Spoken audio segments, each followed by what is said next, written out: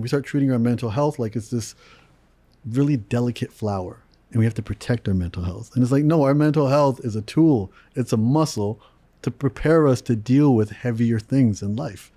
So we need to use it. And if we don't use it, then obviously we lose it. So what we need to do is we're not supposed to wish for an easier life. We're supposed to develop more strength to hold a heavier life, right? Humble, I love this. Every challenge, every struggle, every trigger is an invitation to grow. Yeah. We have to train mental health the same way. There needs to be struggle. Struggle isn't trauma.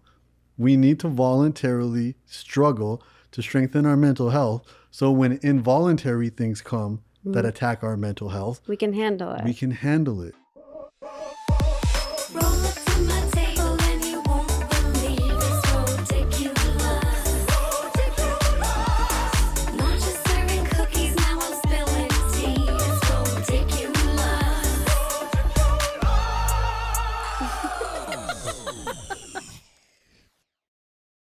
Hi, my little rebels. Welcome back to Rodiculous. Today's guest is someone that I have known for many years, and I truly learn something new every single time that we talk.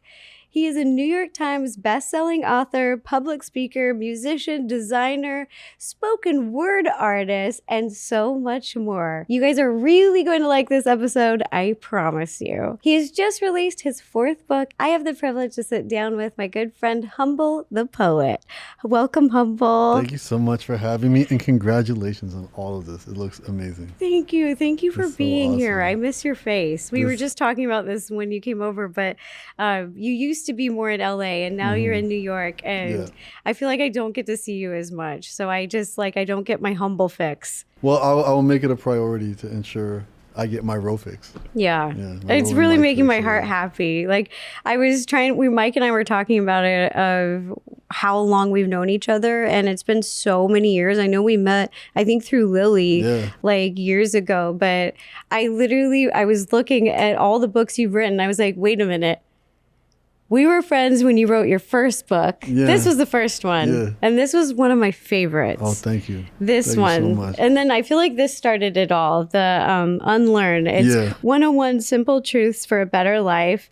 And you're just incredible. I feel like you're one of the wisest people that I know because you ask questions, you do the research, you reflect, you look at so many different sources and then you let it. Yeah, I let it marinate for a long time. You it really takes a let long it time. process, and then you write it in a way that I feel like is really easy for me to comprehend and for other people to comprehend, and that's just amazing. Yeah, so I'm not sure even if you know, I used to be an elementary school teacher. I didn't know that. Yeah, so before all of this, I was teaching the 3rd grade. Oh my gosh, I thought you were not only a really talented writer, but I thought you were a rapper. Yeah. That's because you rap. So what it was is I was teaching. Yeah. And then I would make music just on the side on YouTube. You know, that the entire, 2010s generation of YouTube was people doing it for fun, not knowing if it was not even thinking about it being a career back then. Yes. Just like you, just like most others of the creators of that time. And I was making music. And it was like an open thing where all the students knew oh, Mr. Singh swears in his music and he's on YouTube. And it was something that I just did for fun. It was a great way to, icebreaker for girls and stuff like that. It wasn't something that I thought could ever be a career. And then as I kept doing it, that's how I met Lily, because we're both from Toronto. And then we were kind of two people working and taking this YouTube space a lot more serious. And that started the friendship. And for me, it really was about writing poetry, writing rap music, writing books. It was always just putting pen to paper, getting ideas out and sharing things. And the reason the books are so easy to read is because I write them as if I'm writing it to an 8-year-old or a 9-year-old. Me. And it's everybody's inner child. Yeah. That's really what it is. And we don't need to use a lot of big words and sound really smart to explain things. So the time it takes to take an idea like the new books about anxiety, it's about how can I explain this to anybody, because this is the most misunderstood emotion we have. Absolutely. And it's how can I explain this to somebody in a way that it will stick with them and they feel more empowered now that they have a deeper understanding of it, because a lot of the conversations that we're having around anxiety right now aren't helping. They're not serving us right now. They're inaccurate, and they're kind of leading us down a path to make anxious feelings worse. I could talk about all of your books forever, but we're going to talk about your new one. And so if you could just sum it up for someone listening at home, this new one is about anxiety. Yes. So generally what I do is I write about things that I'm having trouble with. And I go on a journey to figure it out. And then when you start figuring things out, no different than anybody else, you're like, oh, I need to share this with people. And that's really what this book is. And I was feeling a lot of anxiety around asking people for help. I was feeling a lot of anxiety around things I couldn't control, family members who were having health issues. So it was really, I could really see how it was impacting my life. And I went down this journey to have a better understanding. And then the first thing I realized was like, oh, nothing is wrong. Anxiety is not the enemy. Nothing is wrong with us for feeling and having anxious feelings. It doesn't make us weak. It doesn't make us a failure. And it's not some sort of condition that we have. And for me, that was really important to understand, because so often we'll say, my anxiety, I have anxiety, I'm anxious. And you realize like this languaging isn't helpful. Anxiety is an emotion and it's a signal. So it's, I feel anxious because, and we can figure out what that thing is.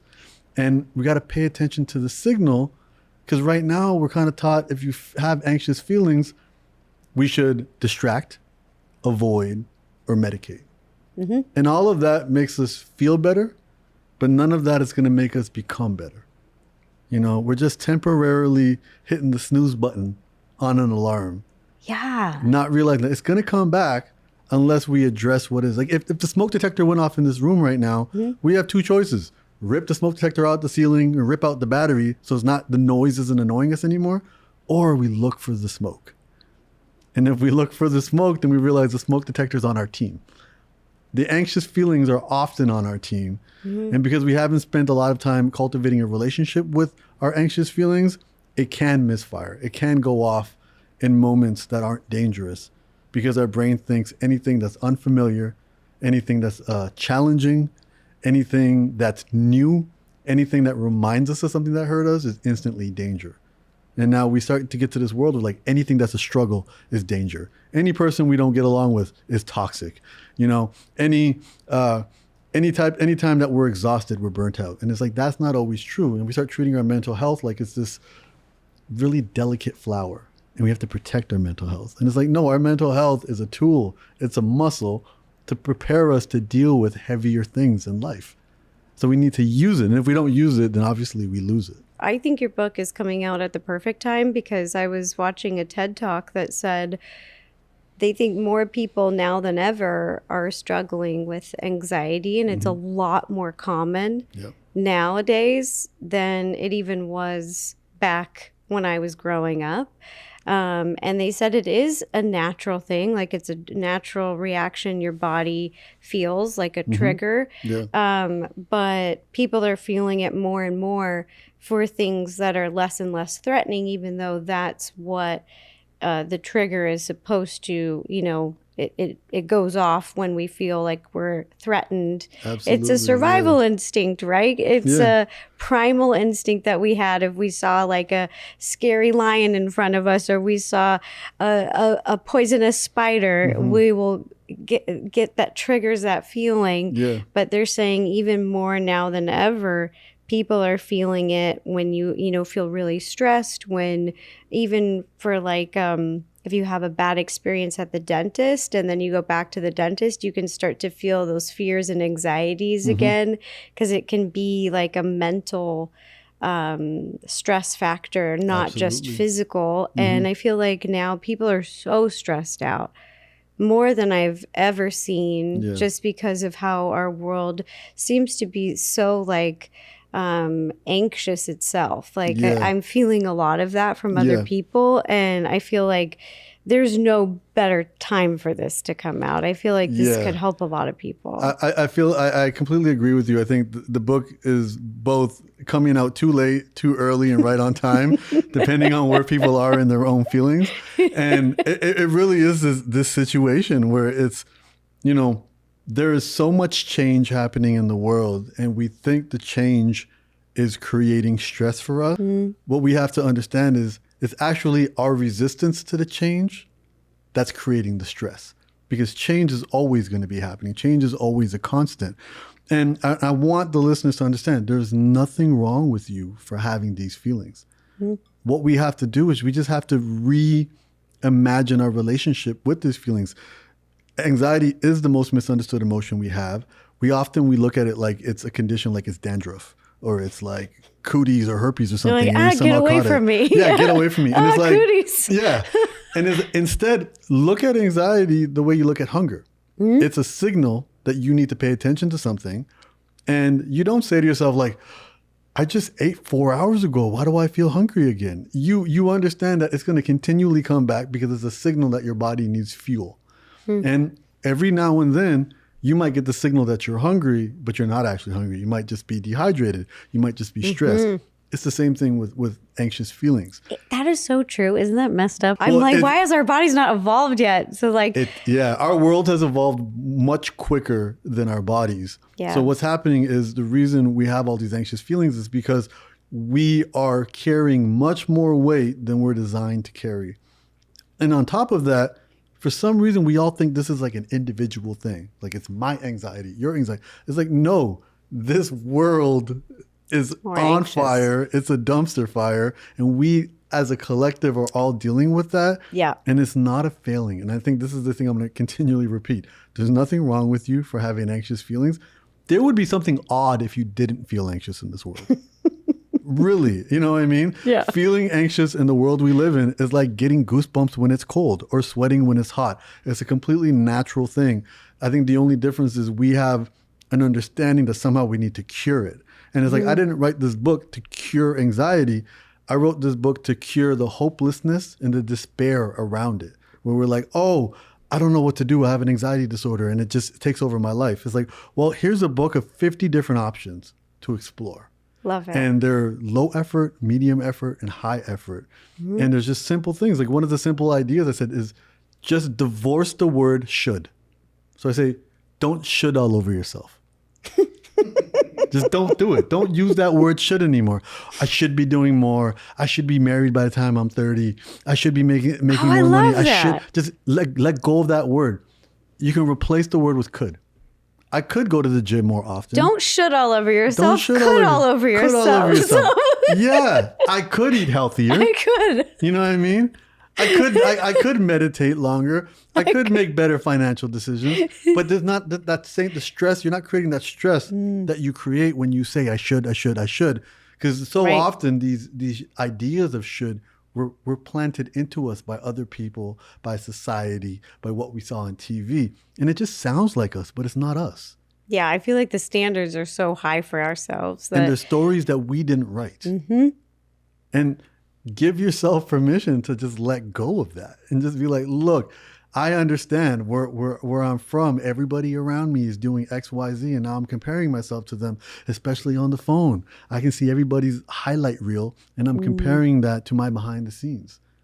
And now I feel like I'm being left behind because everybody looks so happy. And folks like us who work in this space, we know that that's not the case. yeah. You know, it's really not the case. And We it's know it's the highlight reel. it's the highlight reel, yeah. We are going to take a quick break right here to talk about one of this week's sponsors, Cell Being by Verso. The one thing I've always tried to do is enjoy my favorite foods, but in moderation. I try to stay really active all year round, but honestly, no amount of exercise can outdo a poor diet. This struggle often stems from an imbalanced metabolism which disrupts hunger hormones and triggers intense cravings for sugar and carbs, which can cause glucose levels to spike. This is why I've been taking Cell Being by Verso. It's made with ingredients that help regulate blood sugar, curb cravings, and boost metabolism. They also work to shrink existing fat cells and prevent new ones from forming. Many of their customers are seeing amazing results. One shared, I'm in my mid-30s and have been roughly the same weight for years. With these products, I've been able to lose weight and feeling amazing physically. Another said, I've had several people comment that I've lost weight and I've really noticed a reduction of fat in my midsection since taking the product. Verso also publishes third-party testing from each batch produced to guarantee that you are getting pure, high-quality products. If you'd like to try them out, click the link in the description or head over to ver.so and use the coupon code RO, R-O, at checkout to save 15% off your first order. That's RO at checkout at ver.so for 15% off your first order. The best way to look at it is you got to realize as kind of like civilized humans, we're like 50 generations. We've been around for 50 generations. As just humans, as like Homo sapiens that we are, we've probably been around for like 3,000 generations. The vast majority of these generations lived in small communities, maybe 200 people max. Yeah. Right? That's what we're wired to deal with. Right? Small communities. Small communities. No matter what ethnicity, culture you're from, if you go far back enough, you're from a small village. And your inner software and your biology is designed to deal with that, right? And what's happened is now we don't live in these small villages. We live in these bigger cities. Huge. Extra information all the time. We're experiencing colors and lights that we shouldn't. So like, staring at your phone has blue light. Blue light hurts our sleep, right? So now we're not, when people like look at their phone at night before they go to bed, they're already sabotaging their sleep. I got those silly looking glasses. The red ones? The blue light glasses? Blue light glasses, yeah. Wait, are yours red?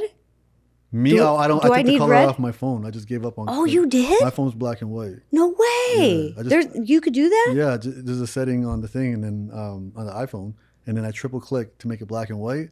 The only time it doesn't help is when you're looking at maps. So then I put color back on. But if I go like 2 weeks without having color on my phone and I turn the color back on, it instantly burns my eyes. No way. Because the color on our phones is literally junk food for our brain. Like it's so bright. And if you think about nature, again, if you think about the 50 previous generations, they didn't see any of these colors. These colors don't exist in nature, right? And that's why the McDonald's logo is so yellow and so red. It's to capture They're almost our attention. fluorescent. They're like... And this stuff will create extra stress because if it's unfamiliar to our brain just thinks danger. And when our brain thinks danger, it's thinking physical danger, like, oh, a saber-toothed tiger, and it releases cortisol and it releases adrenaline. And that's the feelings that we get, the butterflies in the stomach, all of that.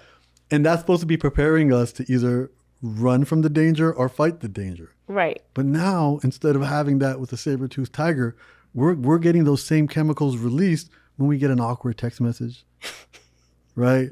When somebody might have made a comment that you're not sure what they actually meant by it, right? When you got to go to like a high school reunion, whatever it may be, because now our brain thinks these things are dangerous. Yeah. And the thing is, because we're not utilizing other animals, they release this stuff, they use it, and then they move on with their life. You know what I mean? If you see a squirrel and you chase it, it gets scared. It gets these extra chemicals to get the energy to get away.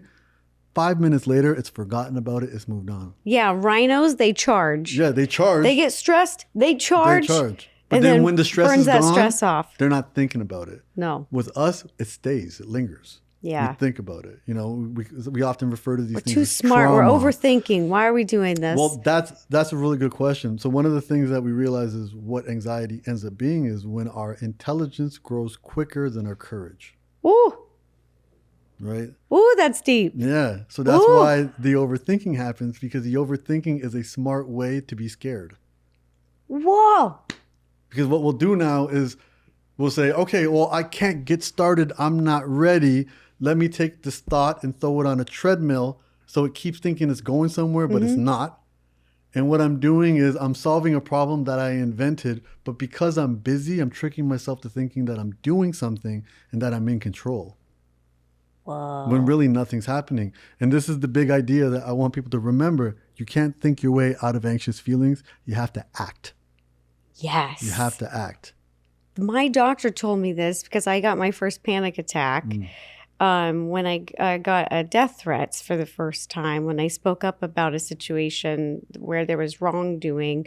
The other person had a large community, and I got all these death threats, and I just got a wave of negative responses, and it was, my body physically had a reaction to it, which I didn't think was possible. Up until then, I thought, oh, internet trolls, and I really kind of, just water off the, what is it, shoulder? Yeah. Roll it off the shoulder. Yeah, roll it off, so, Yeah, I didn't really pay much mind to internet trolls, but this was just different, and it hit different, and it actually gave me a physical reaction. So I started to learn a little bit more about it. And I'm learning now, like as we're talking, that knowing that an alarm is going off because it's feeling like there's a lion in front of me, but understanding that it's an emotional one, and that's okay and natural, and that's a natural response. Yeah. So like that's okay, and just telling myself the alarm is going off. Absolutely. That's really helped for me. Absolutely. And I think the really good thing about that too is you're also making the distinction between like your mind and your body, which is logically you understand that seeing mean words on a screen doesn't put you physically in danger, but your No. body still feels it.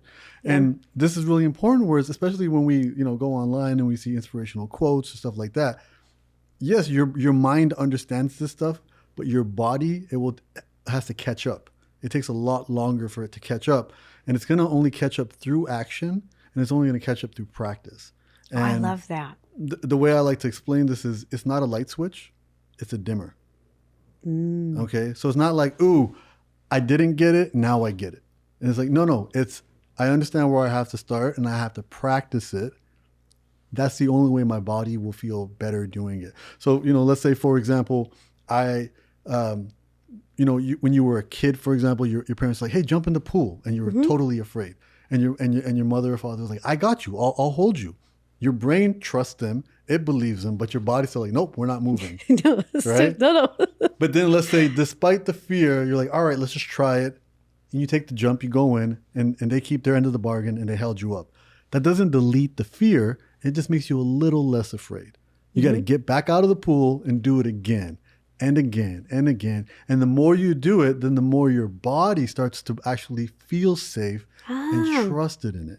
Right? Is this what the psychologists were talking about with anxiety, with like exposure? Exposure therapy. Therapy is a part of it to treat it, and you can start small and build from there.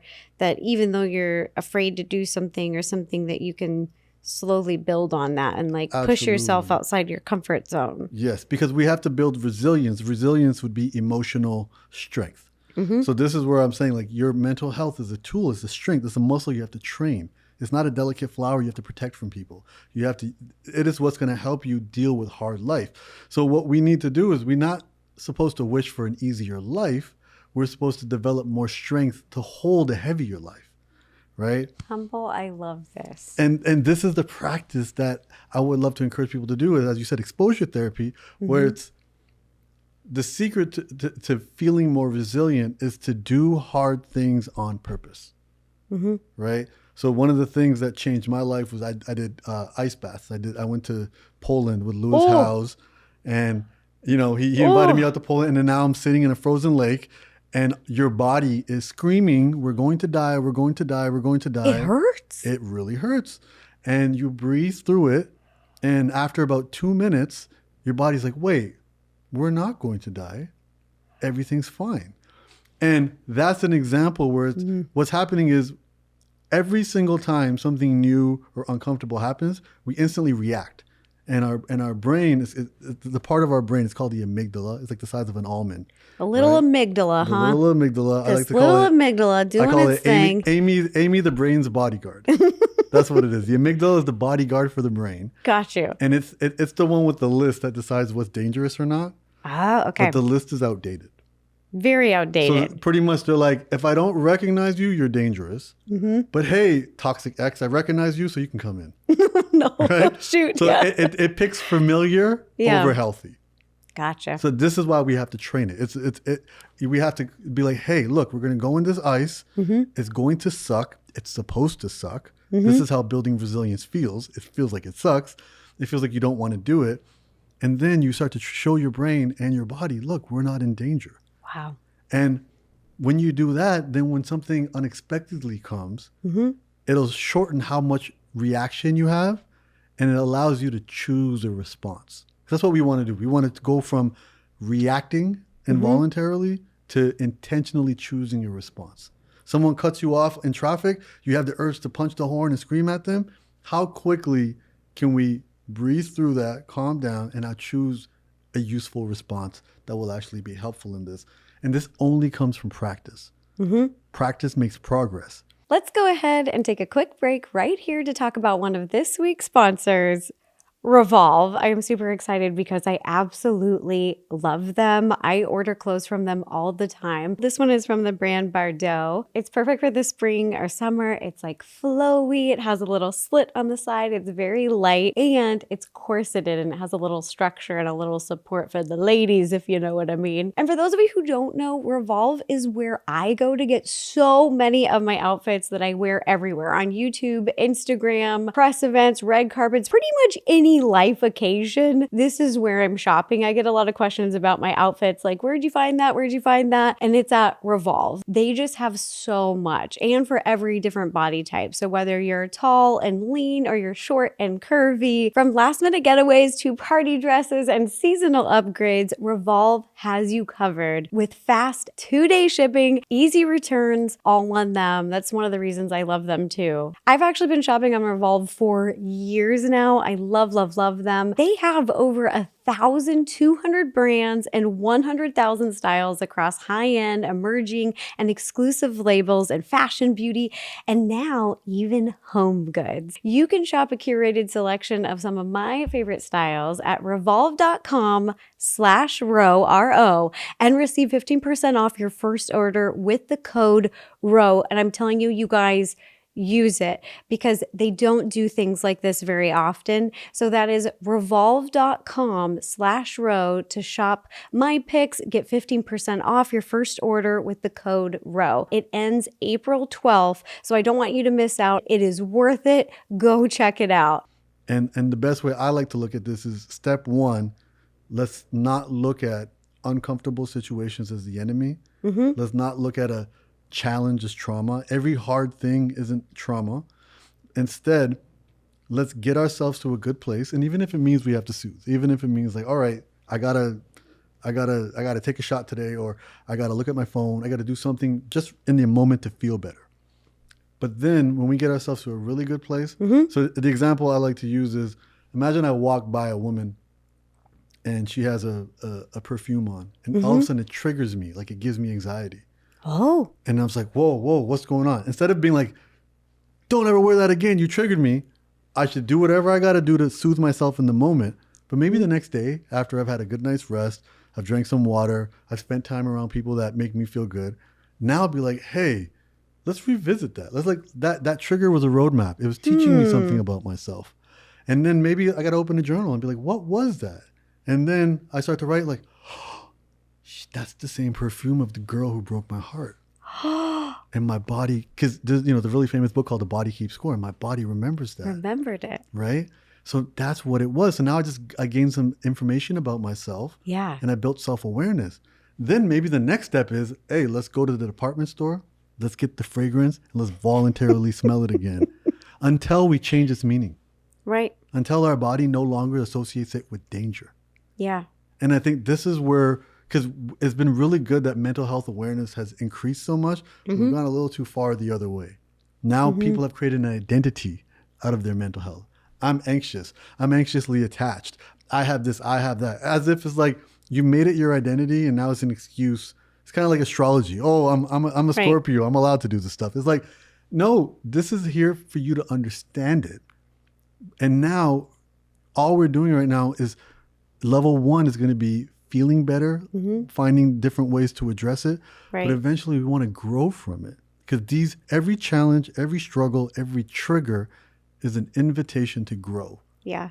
Humble, what you're saying about people really holding on to it. Like, I'm really glad that we're talking more about mental health and like people as a whole are. I think it's really important because then you can learn how to cope, the tools, you can learn more how to, like what you're saying, strengthen yourself and like make yourself more, I don't know, strong all around and like work with these things. But I think at the same time, they think that's kind of the end point. Yeah, I think what people end up doing is they take a challenge that they've recognized and they're like, oh, this is who I am, and it justifies something. And oftentimes, especially with mental health, if they're like, oh, I've diagnosed myself with this. This is why my life is hard. And it stops. And it's like, well, who doesn't want their life to get better?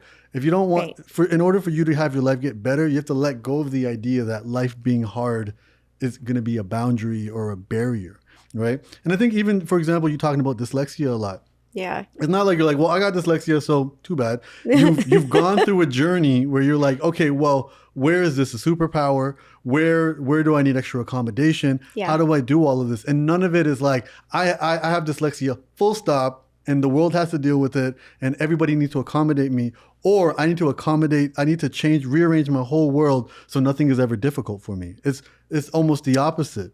You acknowledge it, and you're like, look, things are going to be challenging, but I trust myself to deal with it. You got to work through it. Work through it. And it's a little uncomfortable. It should be. But it gets better the more that you do it. Yeah. And the analogy I love to use is like an easy day at the gym wasn't a good day. I like that. Right? Yeah. And mental health we have to train mental health the same way. There needs to be struggle. Struggle isn't trauma. We need to voluntarily struggle to strengthen our mental health. So when involuntary things come that attack our mental health, we can handle it. We can handle it. And it's, the beautiful story I love is, the bird, rests on the branch and it doesn't trust the branch to hold it. It trusts its wings if the branch snaps, right? We don't need to trust this world to keep us safe. We need to trust ourselves to keep ourselves safe in an unsafe world. And that comes from practice. Nobody comes out the box, confident. Confidence, as I said, it's a dimmer. We develop it through practice. One day, we couldn't read. We had to learn the alphabet. We had to learn the sounds. We had to learn 2-letter words, 3-letter. We slowly did it over years. And it's really important that we remember that that's the same thing with our mental health. We have to practice it slowly. I'm not saying jump into an ice bath for 10 minutes. Maybe just turn the shower to cold for the last 5 seconds. Yeah. And say, I am voluntarily putting myself in a situation that sucks because it will build my resilience. Or if you don't like cold, hold a yoga pose for extra long. Hold it longer than your mind wants you to hold it. And your mind's going, we got to let go. Our legs are going to fall off. Like, no, just a little bit longer. And then you learn tools like breathing. Breathing helps you breathe through it. Fear is just excitement without the breathing. All of us are not breathing deep enough. The reason we do all this cold exposure is because it forces us to go and breathe, right? A lot of this is getting more sleep, drinking more water, breathing more intentionally, and not hanging out with jerks. You know, and it's like a lot of that. It really improves it. It really, really improves it, and also just the language. Let's at the end, by the end of this, the biggest thing I want you to do for everyone listening is abandon the word "I'm anxious." The new rule is, and this came from Mel Robbins. Instead of saying "I'm anxious," say "I feel anxious because." So the first thing you're doing is you're not identifying with anxiety. You're a human having a feeling. I feel anxious. And then we put because at the end so you can attribute it to something. I feel anxious because I'm going to do this great podcast. I feel anxious because we're going up on a roller coaster. I feel anxious because it's way too quiet and I'm used to noise. I feel anxious because I drank 17 cups of coffee and I'm getting the jitters. But like the I feel anxious because is the important part. And then we can start to see the different factors that play into it. And a lot of factors play into it.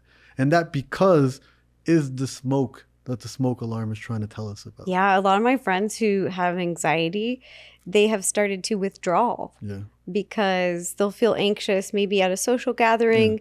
They said that they can't do big parties. Now they can't do medium parties. Now we can't even do small parties or gatherings because I've just noticed them and seeing them shrink. Yeah. And it's really sad to me. And now we can just do one-on-one dinners. They, they're only comfortable to do one-on-one dinners. And it really breaks my heart. And I those are the things that I wish for them. I hope that they read this. I hope that they start slowly, pushing themselves outside of those comfort zones. Absolutely. Because if not, you can really just you're saying spinning on a treadmill or just you're just not moving or you're sinking into yourself, sinking into those fears and worries. And it's really interesting that I've seen that happen to people, and it makes me feel sad for them. What I would love to say to them and anybody listening, it goes back to identity. So what people often say is I'm socially anxious. People often say that. I'm going to challenge that. And I'm going to say, what if you were a social butterfly and you're just in the wrong garden? You know, what if you're just around the wrong people and you're spending so much energy and effort to fit in with this crowd that it's feeding your anxious feelings? And what if instead you were in spaces around people that you felt like you belonged around, where your real self, you could be your real self? Let's take a quick break to talk about one of our amazing sponsors this week, Element, aka LMNT. I'm always being reminded by my doctor to drink more water, especially water with electrolytes. Honestly, they say this every time that I go in. Hydrating properly isn't just about drinking water, it's about balancing water and electrolytes. When you sweat, you lose both water and sodium, so it's important to replenish both to avoid things like muscle cramps. I got a Charlie horse the other day when I was sleeping, headaches, and those annoying energy slumps. But here's the problem. Most people only drink water. Why? Because for decades, we've been told to drink 8 glasses of water a day, whether you're thirsty or not. However, if you're really active or like me and you just need extra electrolytes, just water may not cut it. And that's where Element comes in. Founded by biochemist Rob Wolf and Luis Villaseñor of Keto Gains, Element is packed with perfect balance of sodium, potassium, and magnesium to help you feel and perform at your best. Plus, it's free of sugar, artificial colors, big win in my book, and other sketchy ingredients. And the flavors? You are sure to find one that you love. Try the refreshing citrus salt or raspberry salt, spice things up with mango chili, or even stir some chocolate salt into your morning coffee for a tasty mocha. Element is offering a special deal for Rodiculous listeners. Head over to drinklmnt.com/Rosanna to score a free sample pack with any purchase. Once again, that's drinklmnt.com/Rosanna to get a free sample pack with any purchase. And I think that's the important thing, because as I said, the mental health conversation has been great, but I love this idea that everything is a good idea until it's not a good idea. It's like fall in love with an idea, but make sure you know where the edge is. Right. And I feel like the conversation around mental health is great, because if you tried to have a mental health conversation 20 years ago, people thought straitjackets and and asylums. Now at least we know mental health means, hey, your mind, there's a health to it. Yeah. However, as I said, we have to train it. And what I realize is we have this, like, I'm an introvert, I'm an extrovert, I'm socially anxious. We are making these things come true. And the truth is, everybody is a social butterfly if they're in the right garden. Let's do the work, and it's not easy work, to find the right garden. Find out where you authentically belong and save your energy from trying to always fit in. And I know it's not always possible for people. Some people have to work certain jobs. Maybe you work retail. You got to do certain things. You got to put on a smile, and it's not real. And that takes energy. And that energy drains you, which impacts your resilience. Customer service. So, but here's the secret. If you have to do those jobs, a 2-week vacation sitting on a beach will not recharge your batteries. Going around people that you feel authentically that you belong with, that you feel authentically you connect with, that you feel you can be yourself around and they accept you as yourself, that's going to recharge your batteries. For every hour that you got to smile at somebody that you don't want to smile at because it's your job and you got to pay your bills, and I respect that you got to pay your bills, at least spend 15 minutes around somebody that lets you be you, encourages you to be you. I love that. When you can totally be yourself. See, you like that. You're Blueberry like, preach. was like, she said, preach, Humble, preach. And this really becomes this concept of, like, we took all our education around mental health and now we've turned it into, like, name badges. Like, we've really done that. And it's like, is this helping? And the other question is, are all the things that we do because of these labels, we're just in maintenance mode. We're just avoiding the next panic attack. We're avoiding the next breakdown. We're avoiding the next burnout, but we're just pushing it. We're just hitting snooze endlessly.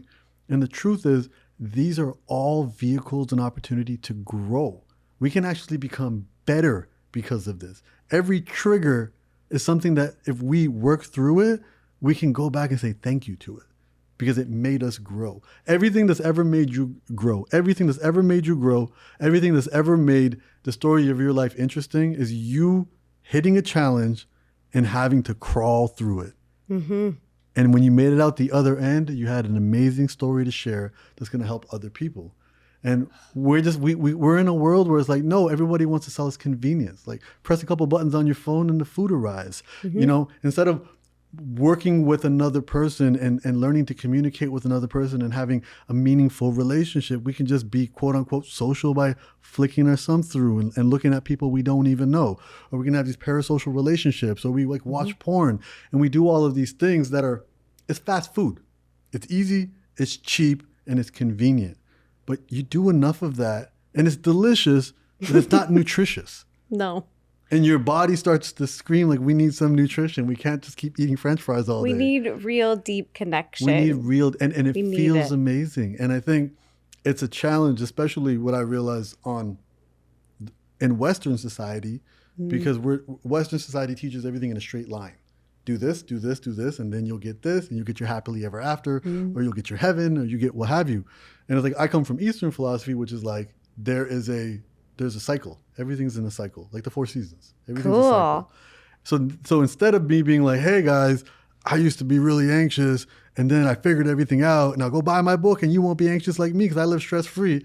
It's more like, hey, I go through cycles where I have a winter, I have a summer, a spring, fall, and I'm learning. And I want to make progress. So the thing that gave me intense, anxious feelings last year, I can handle that now, but something new is coming. Yes. And that's going to give me intense, anxious feelings. And I'm going to work through that. And then maybe next year, something new is going to come. And that's okay, because that's how we grow. New challenges. Going to the gym, you're not always going to do the same weight. We got to pick up heavier weights. We have to voluntarily I know. stress ourselves. It's got to kind of feel like it sucks. It kind of feels like you don't want to be there. And it's the same thing here, where we have to realize it's like we are learning lessons. And if we're learning lessons, we don't have to be afraid of the tests that come. Yeah. You know, and I don't hold it against anybody for thinking a trigger is their enemy. I don't hold it against anybody for thinking that, you know, I have to work until I burn out. You know, I have to prove my worth through suffering and my productivity. I don't blame anybody, because we're constantly taught that. We live in a society where the big engine is make money, buy stuff, and everything will be great. But it's like, when you really think about your own time and your happiness and your existence, it's like these specks of joy. It's cuddling with the puppies. It's hanging out with the friends, having the dinners, being around people, noticing a beautiful cloud in the sky. All of these are, you know, they're much more nutritious. And we got to get back to there by recognizing that, hey, look, there's nothing wrong with you for distracting, medicating, or avoiding, but there's not going to be any growth from that. That's putting a bandage on, that's hitting the snooze button. But to grow, we got to feel our feelings. We have Gotta to feel them. uncomfortable. We got to feel uncomfortable. We got to feel them. And I'm not saying I'm not saying suck it up. No. I'm not saying that. No. If you are triggered and you are overwhelmed, please do whatever you normally do to get back to something. But then take care of yourself, get to a better place. And then when you're in a great place, now voluntarily go there. Yeah, voluntarily. Be like, hey, I'm feeling good.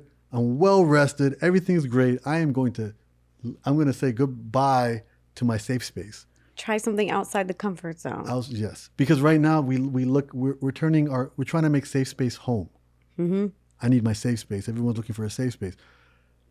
Safe space is important, but safe space is a recharging station. It's not your home. Home has to be outside. Wow. It's got to be where the growth is. And I'm not saying jump into the ocean if you don't know how to swim. We can do it one baby step at a time. This is so fascinating. I was talking to you a little bit earlier about how when I started the podcast, I had 2 options. One, I could wait till everything was perfect format, perfect, like everything, or I could just start it. So I had these 2 options on the table, and we had interested partners to work with us. And so I just decided, screw it, let's just start it. And we're going to figure it out as we go. And I have a concept in mind. I have an idea, but all the little details, I started to like worry about them. It started to really slow me down. My worries turned into more worries. It just started kind of spiraling, it felt like. And I just went, nope, we're just going to do it and do the best I can. And we're just going to do that. And it's been amazing. And I realized that's how I started YouTube. Yes. My first baking video, Humble, was terrible. My first video, I filmed on a flip camera, terrible lighting, terrible everything. I was a terrible baker. I mean, I don't even think I was that great. I used fondant for the first time. It tore. It looked horrible. My piping was subpar. I mean, my piping was awful. And I'm out there doing it and just trying. And I was talking with one of my friends who has anxiety, and they said what was really helpful is they said that they're going to choose to do something because she's really indecisive. Like she even had problems picking out outfits. Like she will like think on it too much and then not even know what to wear and just be like, screw it, I'm wearing sweats. Like I can't even do this. So she said she will choose to just make a decision. And it may not be the perfect decision, but she's just going to make a decision knowing that it might not be good. It may be crap. It may be a crap decision, a crap outfit, but just do it. And then the more you do it, you can build confidence in that and learn and grow. I love that you brought that up because we have this idea that we need to be confident before we act, but it's the other way around. Yes. We need to act to feel confident. It's the same thing with motivation. We can't wait to be motivated to act. Action will create motivation. And I love what you said about your friend. And this is a quote that I learned from Ed Milet, which I just thought was so beautiful. Instead of worrying about making the right decision, know that you have the power to make any decision right. So it's like, hey, we're going to try this and it doesn't work. We'll make an adjustment. And, you know, really, if anybody listening looks back at some of the most wonderful accomplishments they've ever made, it's always been trial and error. Or as I like to call it, fuck around and find out. Yeah. But you're just trying something. Yeah. You make them. It's like doing a science experiment. You're trying something that didn't work. Let's try this. That didn't. For some reason now we attach so much emotion to it not working. You know, let's say you took a cake and you're like, okay, I need to cook this cake at 200 degrees Fahrenheit. It comes out and it just like falls flat. You're like, that's an experiment. Well, okay, let's try 250. Let's try 300. But we've got to this point now where it's like, it didn't work at 200. Oh, I'm a failure. Life is over. You know what I mean? Like, it's not worth going on. Because we've attached so much of our identity to these outcomes. When really, it's the journey. And again, this goes back to this idea that we live these like straight line lives where it's like, everything should have this happy ever after because we watch this in the movies. We see all of this. But there's a day after the happily ever after. You know what I mean? There will always be challenges, and there needs to be challenges. Life has to be really difficult, and it's really important to remember that Life is not easy. not only is life not easy, life shouldn't be easy, because you know physically that concept is called atrophy, where your muscles shrink. If life got too easy, our mental health would shrink. And then we would fall into like depression. We would fall into these different things. That's what I've seen with a few of my friends. And this is really hard to watch. It's extremely hard to watch because we're always telling ourselves, well, once I'm in charge of my life, I'm going to make it as easy as possible. And it's like, no, the difficulties of life, that's a non-negotiable. I feel for people who are going through challenges in their life that are out of their control, and do whatever you can to get out of that. But I'm telling you, if somebody wins $10 million in the lottery tomorrow, you still need to make sure you have challenges regularly in your life. The only difference is you get to choose the challenges now, but they still have to be challenging. It's use it or lose it.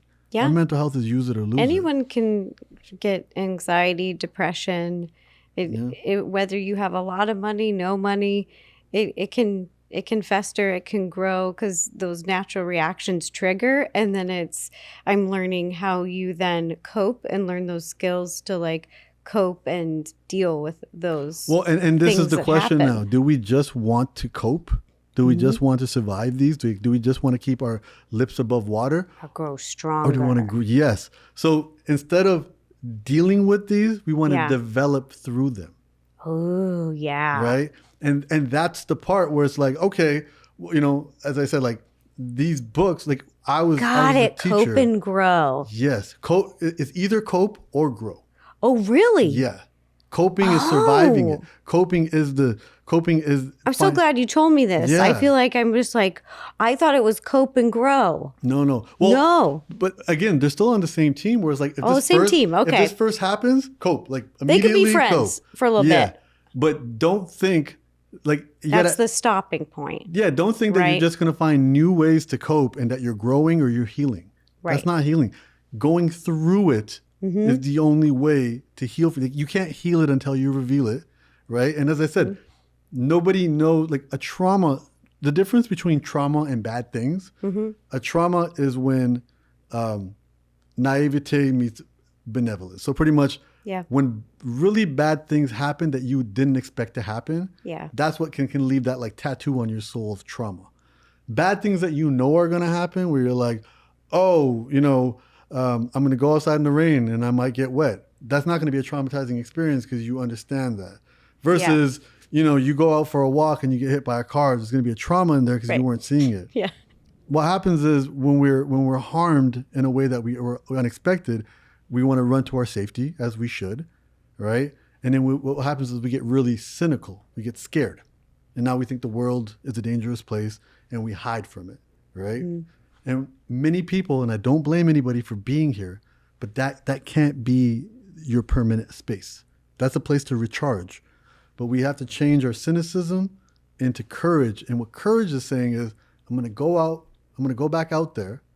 My eyes are open that new dangers that I can see and dangers that I can't see exist. But I'm going to, despite that, I'm still going to go back out there. Despite the fear, I'm still going Yes. out there. That's courageous. That's courageous. And you know what courage is? Courage is just curiosity wearing a disguise, I love that. right? And it's important because the opposite of being curious is being judgmental. No way. Yeah. You can't be curious and judgmental at the same time. Whoa. This is right. This is wrong. This is good. This is bad. There's no curiosity there. You're making it. Curiosity is questions. Judgment is answers. Judgment is the language of fear. Right? Yeah. We judge things. We judge the weather. We judge people. We judge outfits. We judge all of that. We judge circumstances. Oh, this happened in the world. That's bad news. This happened in the world. That's good news. Curiosity is going to be like, well, what does this mean? What could this mean for me? How can I make the best of this? How can I find an opportunity in this? And now all of a sudden it's not this or that, because judgment makes us think black and white. Curiosity shows us all the gray in between. It's like your phone colors. Yeah, like my phone colors. And you know, and the big word for this would be nuance. And the important reason I'm saying this is start paying attention to what places don't let the gray live. The number one place that doesn't allow for nuance is social media. Isn't that fascinating? Social media, everybody is extra on this side or extra on this side. It's very polarizing. Humble, I'm really glad that you brought up social media because from my own experience and studies that I've been seeing is there's a lot of connection between social media and anxiety and the time that we spend on social media and anxiety. And I've noticed just the communities are, we love this person or we hate this person. It's so polarizing and it's so black and white, and there is no gray. That critical thinking just seems to go away. Like it's not a place for it. It's not. No, that's not what it is for. People don't understand that two things can be true at once. Yeah. There's no complexity. It seems very like one or the other. And it's a really important thing to understand. And I'm speaking about this just like you are, as somebody who gets to live a life because of social media. I spent the last 2 years off of it. There isn't an argument to stay on. I'm going to be as absolute as possible. This is not the Humble's hammer like, that can, get off. Yeah. It's not the hammer that can build your house and bash your skull. This is just the hammer that bashes your skull. Yep. It is an abusive relationship. It is not serving us in the ways that we think it is. And the studies have definitely, and the studies, it's not even just social media. Yeah. It goes from the smartphone, from like from the first phone smartphone, like in 2009, the correlation between that and suicide rates among young women, and how the more models of phones we have, the younger the suicide rates are going for young women especially. That's so sad. It's because these things are designed by very smart people who are paid by very rich people to keep our attention. And it is junk food for our mental health. And think about the junk food for your body. If you eat it endlessly and constantly, it makes you sluggish, it hurts you, it harms you, it impacts your quality of life. This is the same thing. And it's by design. It's there to really connect to like the lowest parts of us to get our attention. Everybody that you see on social media is doing something to get your attention. And again, it's the game, and I understand And it's the game, wild. Have and you it's seen how wild. much it's escalated over the years? It's I would bananas. say 10 years ago, like the person to do the most outlandish thing on YouTube, you know, for shock value entertainment to get the most views, now doesn't even pale in comparison to what some of these like kick streamers are doing for views. It's atrocious. It's gotten so bad, and so like as time gone on, it's gotten so, it's wild. Humble, you I've talk about always- judgment. I yeah. do judge them because I think it's actually hurts my soul. Like it's insane to see what they will do for the highest views. Well, the curiosity. Like there's no boundary. It's well, like that's the thing, it's and crazy. I think that the way we can look at them even without judging is yeah. How do I do that? Because look at your average streamer as somebody who is both a prisoner and a guard. They're trapped in it. It's not like they're making a bunch of money playing this game and they're not negatively impacted by it. It's not like they're not scrolling on their phones, getting all the negative impacts of it. Do you feel what I'm saying? It's not like, they say the executive of a fast food restaurant would never let his kids eat there. This is not the same thing. These people are in it and they're suffering too. yeah. They're prisoners and guards. And this is what I'm trying to say. Like this entire world, it was created, and The systems. the system, we as humans have a interesting. big history of creating systems that are bigger than us, that Yeah. consume us. And I always think when it comes to social media, I think about Jerry Springer. When that show came on, the average person didn't think it was real. We just thought these were paid actors. And he would always be like, no, maybe 1% of this earth is that nutty. And they find me to come on my show. Now that same subset of people are making content. Yep. And they're learning the science of it, and they're learning of what to do, and it's just as detrimental to them as it is to the people consuming it. And as I said, I'm not here to tell you you're weak if you're addicted to your phone, because again, very smart people were paid by very rich people to get you addicted. They know what they're doing, and They paid big money to make your phone very Yes, these are- addictive, to make all of exactly. these social apps, exactly make you fall down rabbit holes. I mean, those Yes. algorithms learn me faster than I think anyone in my life. Like that algorithm, I'll look at a few. I love, animals. I'll watch a few cute animal videos, Humble, and my whole algorithm will feed me all French bulldog puppy videos, and it just keeps me there because it knows I love that. It definitely and it is. learns it so fast. because it wants your attention. And I think this is the thing that we have to remember. That's the point of this. The point of this is to have your attention, but we start to forget and think, oh, this place is also here to teach us. This here is also to show us what life's supposed to be like. How many, and let's not even talk social media. How many people think their love life should feel like Ross and Rachel? You know, Right. they Right. don't realize this show was designed to keep your attention so they can show you commercials in between so you can watch it. This was never shown to show you what reality looks like. Right. And this is the important thing where our power comes in understanding that we've told ourselves stories, other people have told ourselves stories, and this is where we've kind of ended up. For the people that we often mistake things that are meant to distract or entertain us as they start to inform us. Media shapes our understanding, our expectations, and what we think needs to happen. And now on social media, you have these people who are taking maybe a personality or quality about themselves, and then they stretch it out and they exaggerate who they are.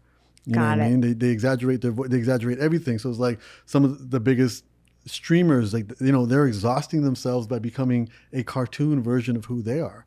Right. But when we're young, if we're 13, 14, we don't know that. And for us, these people are real. The same way when we were young, some dudes in the boy band. We thought we had a chance to meet them, or our crushes watching a TV show or whatever it may be. You know what I mean? These were the things, especially because our brains, our prefrontal cortex, our logical brain develops until we're like 28. 26, 27, Isn't 28. that wild? I love that you took a break from the internet. I think it's really healthy. And I think more people need to hear that because even I'll go on hiking retreats and I just don't go on my phone for a week. And that feels so good. But I think that people honestly need to hear more from you. So how do we keep you more on social media without having you be on social media so much? How do we do this? Do we just keep you in the podcast world? Like, how do we keep humble? That's I've had that conversation with myself. I've honestly, because it's something. How do I do this? Yeah, no, where something like I spent 2.5 years writing a book about anxiety, and I'm like, this is the most misunderstood emotion, and everybody needs to read it, whether they know that they struggle with anxiety or not. And I was like, well, now the second part of this job is to make sure the world knows it exists, right? And I always think about it in terms of like, well, the book has legs, but I need a trampoline to bounce it off of. Yeah. And there's different trampolines, different sizes, podcasts, what have you. I love it. This can just bounce, boing, just boing. Exactly. Boing. And I'm fortunate and I'm lucky because I have friends like you who have done amazing work and built amazing platforms and shared that with me. And every now and then I do get this urge to be like, all right, let me do something outrageous to quote unquote go viral. That'll sell the book or what have you. But I think what I've learned is just over time, it doesn't feel authentic to me. And, over time I realized, look, the best way people are going to actually learn about this book is the one person who cracks it open actually reads it. Because the big thing too is even in the book world, there's something called shelfie culture. What's shelf do? And then you just put it on the shelf. And now you're part of the conversation if the book goes viral. Yeah. So I get all these little pictures of like people's legs at the beach with the book on there. Stop. I have a whole collection. Stop. People, they have a picture of the book. Do this. They do. A picture of the book beside like a nicely beautiful coffee with the shape of a heart in it.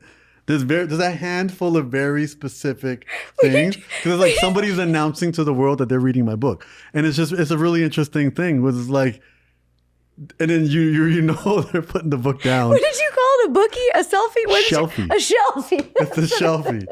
A bookie. That's something else. It's only because the publishers have taught. They're like, look, this shelfie culture is, because the publishers just want people to buy the book. They don't even care if people. But what I understand is like, listen. We should start a book club, honestly. You definitely should. Yeah, and a dyslexic book club. The dyslexics are welcome, and we're going to go at our own pace. As you should. So we're going to get through the book. It may be a little slower than everybody else, but we're just going to go at our own pace. And also, you can just do the audio. Yeah. I have. My Did you book do is- the audio for this? Yeah. You guys, I'm so excited. I need you to also understand, other than the first book, because I did that audio very long. Yeah. Every single book here, I cry during the audios. I didn't know that. Yeah, like because what I learned as a writer is, sometimes we get nervous about like, with social media, you post something like, oh, what are people going to think? And you might hesitate. With writing, it's different where you're like, I'm going to write it all out and I'll worry about that later because like, this is still going to take 8 months of editing.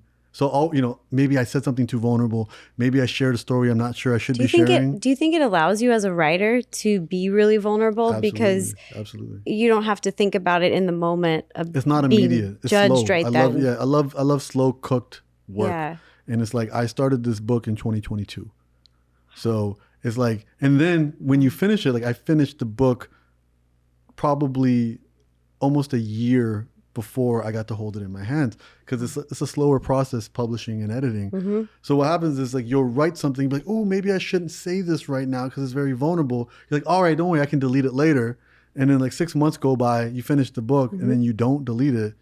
And then you start reading the book during the audio and then that stuff comes up and those emotions. And it's like, for example, in the Green Book, I talk about, actually in the last book, I talk about the last chapter. Yeah. I talk about my biggest regret. And my biggest regret was how I handled my first dog's passing. And took, his hips went and we had to take him to the vet and we had to put him to sleep. I didn't know back then. I was a lot younger. I didn't know that maybe I could have brought a vet home and let them be more comfortable. So like my last memory of them was on a cold steel table, them looking at me, them afraid. And this was a trauma that I didn't know I had until fast forward, Boogie, my puppy now. Oh, I love Boogie. I got Boogie during the pandemic. So her first year of vet was leave her at the door, and then they pick her up, they service her. You couldn't go inside. Couldn't go inside. When I moved to LA and things opened up, I took her to the vet just here on Ventura. When I walked into the room and I saw the steel table, my body started to shake. Oh no. And then instantly I realized I've been carrying that trauma from that regret over how I put my dog to sleep. And I had to have conversations with myself, and I said, listen, you treat it like a regret, but you didn't know. Most of our regrets are, we just didn't know better. Yeah. I didn't know that I could have called a veterinarian over to the house and he could have just stayed in the backyard and had his treats and had his last moment. I just didn't know. And nobody, and my parents definitely didn't know. They weren't pet owners before. We were all new. And I have to be nicer to myself. And you got to forgive yourself. Forgive myself. And it was also a big lesson to in yourself. being kind. And what I realize is the biggest, and I really hope people hear this. Because you have a huge heart. You love that dog. I loved him dearly. I love her dearly. And it's also understanding that, if everything goes to plan, smaller breeds, 15, 16, 17 years, it's still not longer than I'll be around if everything goes to plan. Yeah. And that's okay. That's really okay. If you do love someone, you're going to feel lost. Yeah. That's and it's what someone told me. And it's a sign that you got to love. It's a sign that you got to care about something enough. Grief means that you love them. There's something and be graceful and kind to yourself about that. I realized the last year and a half, I have definitely stepped up how nice I am to myself. That's great. Day to day, challenges, hard things have continued to happen, but just being extra nice to myself during those things doesn't mean I didn't address the problems, doesn't mean I didn't feel stress, but just being nicer to myself made all the difference. Some of my friends who have anxiety, they said one of the habits that they have is they're really hard on themselves, and their like self-talk is more harsh. And I realized, wait a minute, I do that. Yeah. I thought I had a really like self-deprecating humor. Yeah. I would kind of make fun of myself before somebody else would. Yeah. I think growing up, and I think that was a coping mechanism because with dyslexia and having ADHD, people would be like, oh my gosh, she's so hyper, she has so much energy, or she's dumb, she's slow because she can't read very fast. Like, so I would always kind of make fun of myself before others did. And that's something I want to change. Yeah, I really want to be and start saying nicer things to myself, because I think that I'm like, I would never say things that I say to other people that I say to myself. I'm like, oh my gosh, that's so dumb. Like I say that to myself all the time. And even that, I wanted, because I would love for you to look at that without judgment. Because think about it, how amazing is it that as a young child, your mental health was still able to figure out a way to protect you a little bit. It's like, all right, we're going to make fun of you. It was trying. It was like, oh. Hey, you were a kid. Yeah. But it was still trying. So what ends up happening is when we're young, we try our best to cope. We're literally only been on Earth for a couple of years. Little balls of mush. Yeah, we're balls of mush, but we're still trying our best. And what ends up happening is we develop ways to cope through trial and error and whatever reduces the pain. We never get rid of it. Whatever reduces the pain. What ends up happening is those turn into habits that stick with us as we get older, even though as we older, we can potentially find more helpful options. So the step one is don't get mad at your younger self for what they did, because they were trying their best. That's compassion. You were trying your best. Mm-hmm. B, now that you're here, let's look for the other things and be like, and again, I don't like looking at it as this is right, this is wrong. I'll be like, is this helpful? Could there be something more helpful? And if we approach it with curiosity, which is courage in disguise, instead of judgment, well, I'm just being, because we don't want to have an argument with these voices. Mm-mm. And I'll give you a perfect example. No, because I might lose. Well, there is no win and lose in these situations. So just lose. In my journey of self-compassion, a good example for me is like, as a writer, this is a solo job. I'm not, there's nobody there. And let's say, okay, all right, it's time to get writing. I'm going to play one game of FIFA. I'm going to play some video games before I start. I still have these, like, I'm not ready yet. Let me just play one more game. Mm-hmm. And then the old version of me used to be like, you're so lazy. You're not getting your stuff done. You're going to fall apart, all of this stuff. And when I started committing to being kinder, I went to that voice and I'm like, hey, let's go in our history. Let's go back into our history. We have been Humble the Poet, self-employed writer and creator since 2010. So we're at 15 years. Wow. Have we ever played too many video games, gotten too high, slept in too late, and actually messed up a situation where you can still remember it now?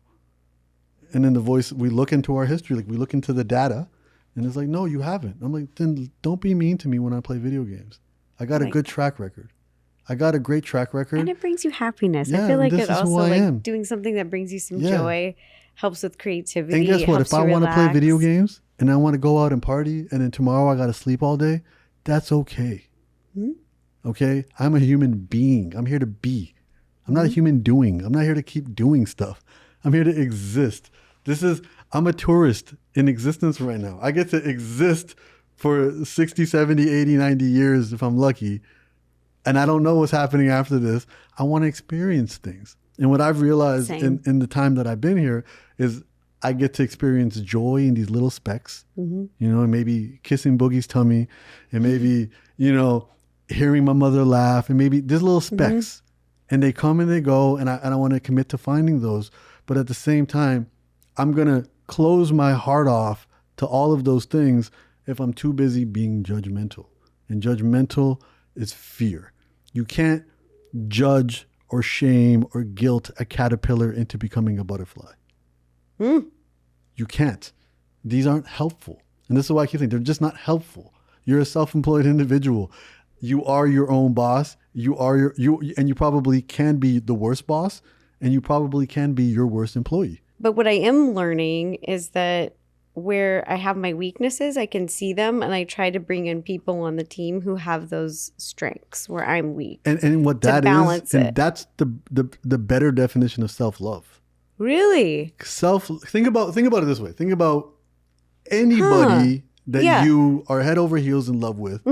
You can also write a CVS receipt worth of all their imperfections. Yeah. But here's the question. When you look at that list, none of that means they disqualify from your love. None. Because real love is accepting someone as they are.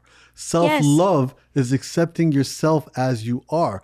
So if you say, hey, I'm not the decision maker, but I may be the creative force, you're accepting yourself as you are, which is self-love. Self-improvement isn't self-love. Bubble baths and spa dates isn't self-love.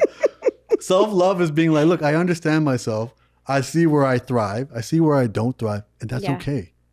That's completely okay. You know what's weird is I feel like I see myself more clearly as I've gotten older. And I feel like the last couple years, I've seen myself the most clearest. And I'm actually okay with it. There's a few things that I really want to improve on. But overall, it's really helped me. And even pinpointing things like the way I talk to myself sometimes, I want to improve that. And it's just like helps so much. And like learning about all the things that basically you write about, you talk about, you explore has been so helpful for me. And I wish I would have done this sooner. Like, honestly, I wish I had this mindset 20 years ago. Like, I wish I could, what I'm feeling and understanding now, you at hindsight, right? But 20 years from now, you're going to say the same thing. And what we realize is you can't skip shades in a gradient. No. You had to earn this. You had to earn it. All those other versions led you to this. And who you are today, I'm sure 20 years from now, you may look back and be like, oh, I wish I knew. It's such an interesting idea because if I were to promote a religion or way of life for people, it would be self-awareness. It would be constantly pick up more information about yourself, constantly pick up the patterns about yourself, figure out who you are. Because we all want people to accept us as we are, but you can't be yourself if you don't know yourself. True. So how can we expect people to accept us and see us and make us feel like we belong if we don't show them who we are? And how can we show someone who we are if we haven't done the work to figure that out? Right. Especially when you try to do things, I've noticed that, like, especially online, everyone just kind of copies each other. So they kind of end up duplicating each other and individuality kind of shrinks. We're turning into politicians, It's so weird. professional people pleasers. And I'm moving away from that, and I can feel that pull. Yeah. Before we end the podcast, I just wanted to ask you a question. So if someone was really struggling with anxiety, like, what advice would you give them if you could give them one piece of advice, or like where would you even begin? So I think the big thing I would want to tell them, and I'd want them to understand that it's so important to realize you're not broken. You're not weak. Believing having anxious feelings means you're broken, or believing that having anxious feelings means you're weak, amplifies the anxiety. You are completely normal. We do live in a very heavy, difficult world. This world is a dumpster fire. You are completely normal for having the anxious feelings that you have. Please understand, anxiety is not a you and me problem. It's a we problem. For there to be permanent solutions to the anxious feelings that we have as a collective, is going to be a collective solution. It's not your responsibility only. That's the first place. I just want people to know that you're not broken. This is, again, it is in the same family as hunger, sweating, goosebumps. It is a normal reaction. You are normal. Remember that. You are normal. So let's not have anxiety about our anxiety. That's the first thing I would say. God, it's good. And then the second thing I would good. say is there are options. And interestingly enough, I just want to show you at the grab it. back of the book. Yeah. And we got so lucky the way we can print this is at the back of the book. So what I did was I broke it up. I said, here's low effort, here's medium effort, here's high effort. Oh, that's cool. So I said to better understand anxiety, so how to practice to better understand the anxiety you feel. Here's low effort. So for example, a low effort would be just naming it. Saying I feel anxious instead of I'm anxious, right? Or reminding yourself this will pass. The truth is, for every human being listening to this, every emotion they've ever felt, good or bad, doesn't last. Reminding yourself it'll pass, right? It's temporary. Then there could be medium. Get a medium effort, get curious. Observe patterns. Does this anxiety show up in certain situations? Figure what the trigger is. Figure that out. And then high effort, journaling the triggers, journaling the reactions, working with a therapist. I put therapists as high effort. There's a million things we can do ahead of time. When you feel anxiety, I gave low, medium, again, low effort, breathing. Just inhale for 4, hold for 4, let out for 4. Right? When we feel our feelings, it can take 90 seconds for the anxiety to go away. Right? Medium effort, stretching. Love.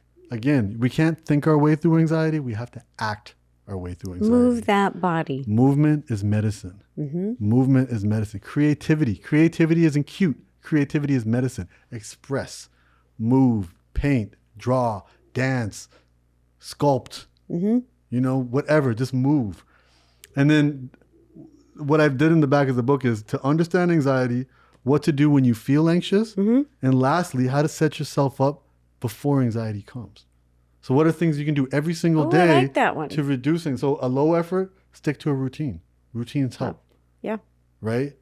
Because often anxiety comes when we feel disoriented. We don't know where to go. If you've already planned things out, that's one less stress. Medium effort, practice gratitude. Love that. My first book, I crowdfunded it, and I got to thank everyone who donated money. My favorite part of the whole process was writing thank you cards. Write one thank you card a day and see how the quality of your life improves. That is so cute. Yeah. I love that. It's fantastic. And then a high effort, now we're talking about building resilience, setting boundaries. Obviously recognize like all the work that we can do. The big boss in our world of anxiety, we all know, is family. They push the buttons because they installed them.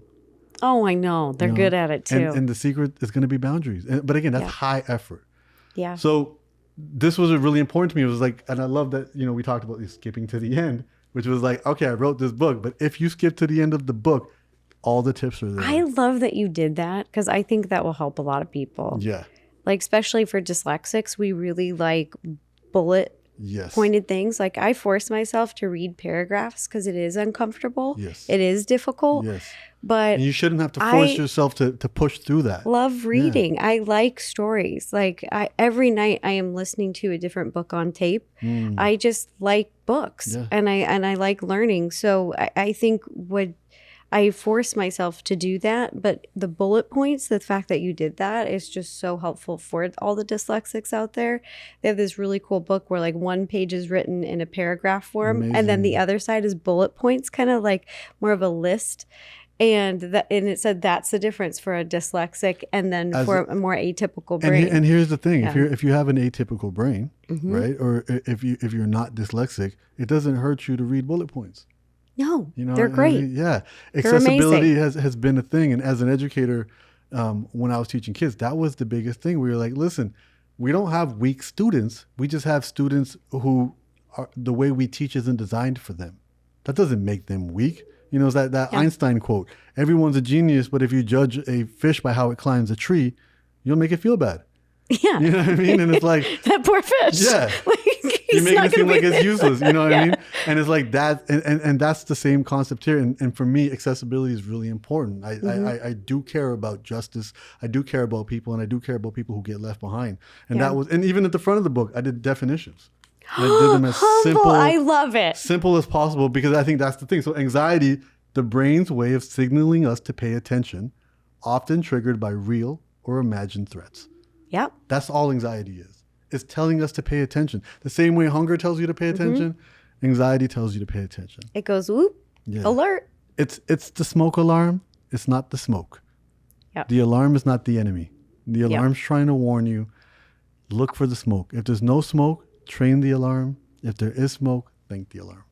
Humble, I want to thank you for coming and sharing all this wisdom with us. This was really special. I love hanging out with you, and you're one of the smartest people that I know, because I did not even know that you were a teacher. I just thought you were this ball of wisdom and this really talented writer who did all this thorough research from so many different sources. And I just thought you were just like this, basically a modern philosopher just walking around.